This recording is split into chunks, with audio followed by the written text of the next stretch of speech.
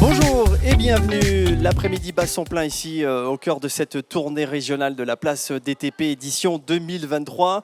En ce lundi 9 octobre, jour de début de deuxième semaine de la tournée régionale, nous sommes au CFA BTP à Blois, la magnifique ville de Blois au cœur du département du Loir-et-Cher, une ville absolument exquise, superbe, distinguée pour son engagement à valoriser et à protéger son patrimoine. Et c'est vrai que l'avantage de cette tournée régionale, c'est que, outre le fait que l'on donne la parole à tous les acteurs des travaux publics, on a la chance aussi de visiter les plus belles villes de la région Centre-Val de Loire. Et elles sont nombreuses, pour ne citer que Orléans, où nous avons commencé lundi dernier. Mercredi, nous étions à Tours. Nous avons fini la semaine à Chartres. Et là, nous redémarrons ici à Blois. Sachez que mercredi, nous serons à Bourges, place Sérocourt. Et puis, nous terminerons le vendredi 13 octobre sur la place de la République. C'est la Fédération régionale des travaux publics qui organise cette place DTP. Les travaux publics, c'est pas moins de 10 000 salariés dans la région Centre-Val de Loire. Alors, on va en parler et on va tâcher de répondre à cette problématique, si je puis dire, comment participer à l'amélioration de l'image des travaux publics. On verra si elle s'est améliorée au gré de ces différentes années. Pour ce faire, nous allons en parler avec deux invités cet après-midi. J'ai donc à ma gauche, et vous pouvez prendre le micro, Grégory Leger, c'est ça, c'est Grégory Leger, tout à fait, qui est consultant en recrutement au sein du cabinet recrutement Manpower pour le département du Loir-et-Cher et de l'Indre-et-Loire, 37 et 41, c'est bien ça Grégory ? Exactement, c'est ça. En tout cas, bonjour et merci d'être là cet après-midi. On verra le rôle crucial qui est le vôtre, notamment sur ce qui est la possibilité d'aller vers un CDI ou un CDD. Oui. On en parlera brièvement. Et puis Irving Jean-Baptiste également, je vous laisse prendre le micro. Alors Irving, lui, est responsable d'agence Manpower à Blois, alors ce qu'on appelle les agences intérimaires, c'est ça, les agences d'emploi ? C'est ça, tout à fait. Donc tous les deux, vous faites partie de la même structure. Il y a des subtilités d'un métier à l'autre, au niveau du cabinet, au niveau de l'agence.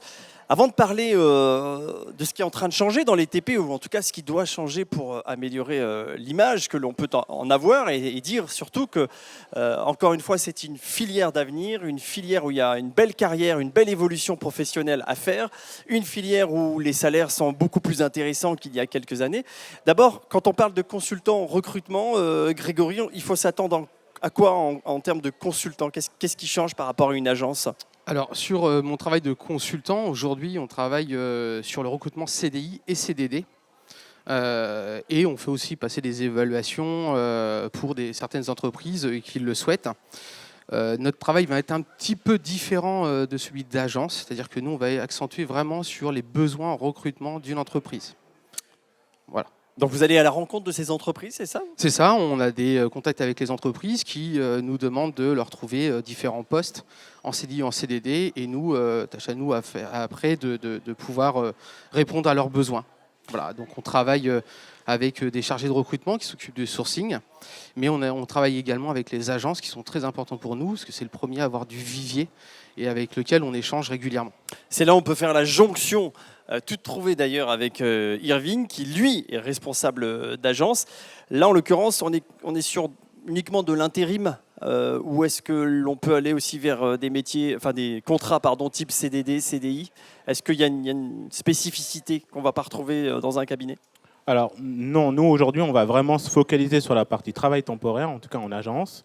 Voilà, parce qu'il y a eu un choix qui a été réalisé, donc de bien distinguer le recrutement CDD, CDI et la partie travail temporaire. Donc moi, je garde uniquement la partie travail temporaire. Donc de pouvoir faire auprès de nos clients la proposition de candidats qui sont aujourd'hui à la recherche de travail temporaire. Temporaire, voilà. Pas forcément une situation pérenne comme ça peut être le cas chez Grégory. Alors ça veut bien dire ce que ça veut dire.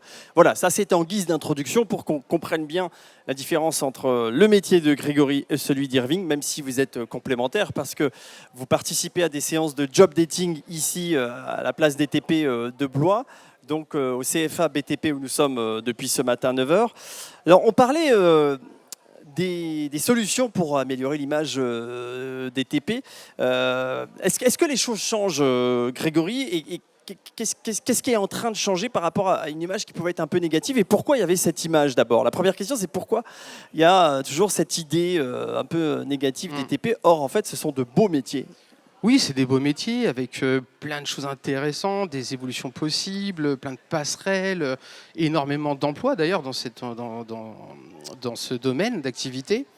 Je pense qu'on a souffert d'une image qui n'était pas la bonne à l'époque, quand on était petit. Si on ne travaille pas bien à l'école, par exemple, Oui. c'était... Ah oui, on l'a entendu ça. On l'a entendu beaucoup de fois. Et aujourd'hui, je pense qu'on a souffert un petit peu de ça sur ces métiers qui sont aujourd'hui en tension et sur lesquels énormément de postes sont à pourvoir.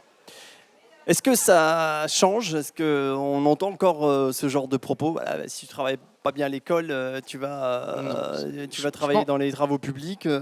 Non, je pense que c'est en train de changer justement par le fait qu'il y a de plus en plus d'emplois disponibles. Alors, je ne connais pas tous les départements, mais en tout cas sur lequel je travaille, le 37 et le 41, oui. Énormément de postes à pourvoir, effectivement. Oui. Et on s'aperçoit également qu'en passant par des formations, on peut accéder à ces emplois plus facilement et avoir de l'emploi à la fin de sa formation. Alors Irvine, ça veut dire quoi? Effectivement, comme l'a dit Grégory, il faut que les entreprises jouent le jeu aussi, participent à l'amélioration de cette image.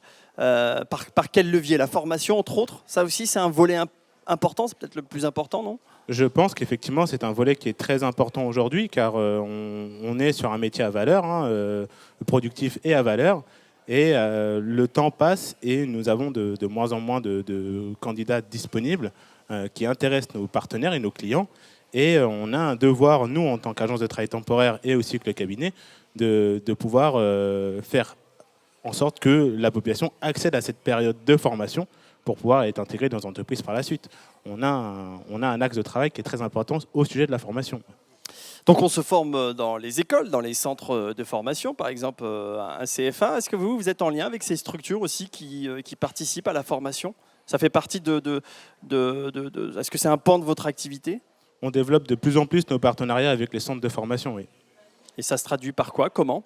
Par des contrats de professionnalisation, par des job dating, par des rencontres qu'on peut faire comme ici à la place des TP, avec lesquelles on va expliquer nos problématiques et comment on souhaiterait les résoudre.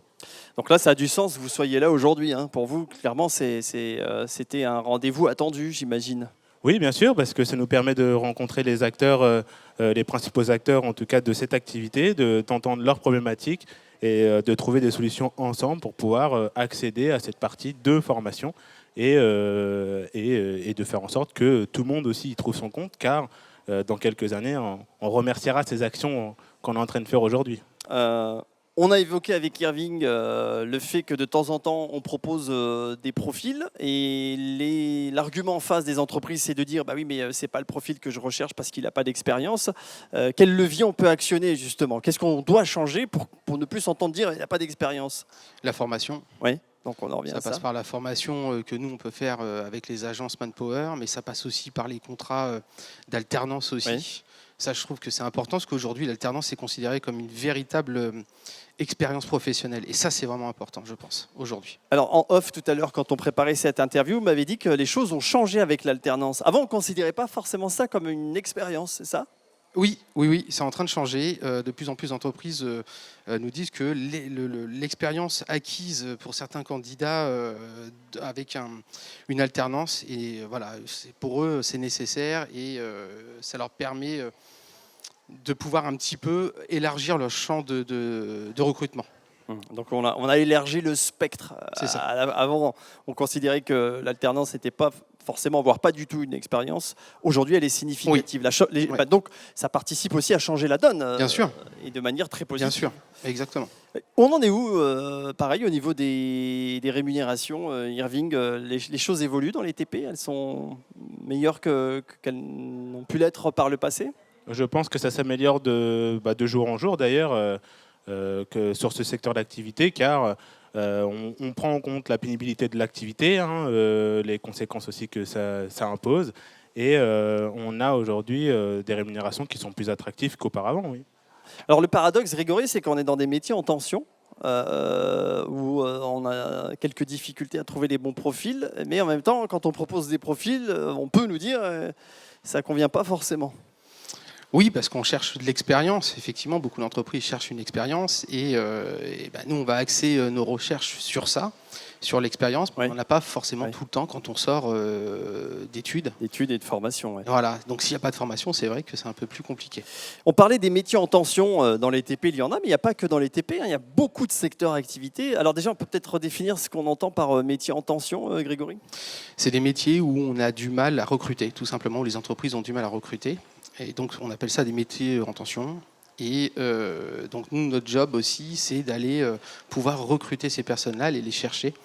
Parce que nous, c'est notre véritable travail comparé à une entreprise qui n'a pas forcément le temps et les moyens de consacrer des journées entières à du sourcing, qu'on appelle. Voilà, c'est pour ça qu'on délègue ces actions, Voilà. et c'est pour ça que vous Et c'est intervenez. voilà, en tant qu'expert et voilà, une connaissance du bassin également de l'emploi. Donc effectivement, il faut répondre à toutes ces problématiques. Autre point positif qui est en train de changer, parce qu'on on essaie de mettre en évidence les axes sur lesquels il faut travailler pour améliorer l'image dans les TP. Alors les choses changent, on a parlé revenus, formation, l'évolution professionnelle aussi. Elle peut être rapide, Irving ? Si on est bon, si on est motivé. Je pense que si on est motivé, doué dans son activité et sorti avec un savoir-être qui est irréprochable aujourd'hui, parce que ce qu'il faut savoir, c'est que nos partenaires, nos clients aujourd'hui, ils recherchent bien sûr de l'expérience, mais aussi un savoir-être irréprochable, une personne qui aura de la fidélité, qui sera effectivement présent à l'heure, enfin tout ce qu'on peut imaginer sur le savoir-être. Et je pense que ça peut accéder justement à des promotions, une évolution de carrière plus rapide pour ceux qui sont vraiment engagés en entreprise. Ouais. C'est ce qu'on appelle les soft skills, c'est ça ?